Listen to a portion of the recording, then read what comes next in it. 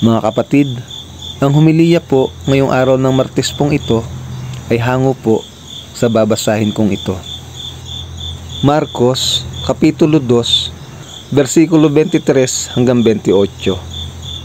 Katanungan tungkol sa araw ng pamamahinga. Isang araw ng pamamahinga, naparaan si Jesus at ang kanyang mga alagad sa triguhan. Habang sila'y naglalakad, ang mga alagad ay pumipitas ng uhay. Sinabi ng mga Pariseyo kay Jesus, "Tingnan mo ang ginagawa ng iyong mga alagad. Mahigpit iyang ipinagbabawal ng kautusan sa araw ng pamamahinga."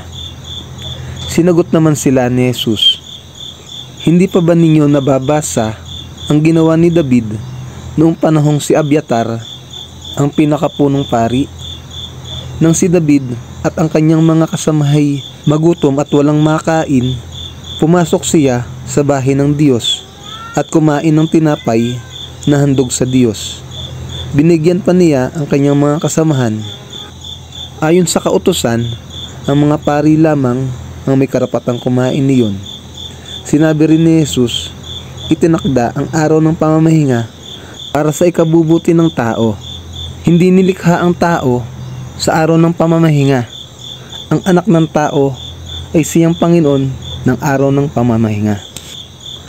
Ang mabuting balita ng Panginoon. Pinupuri ka namin, Panginoong Hesukristo.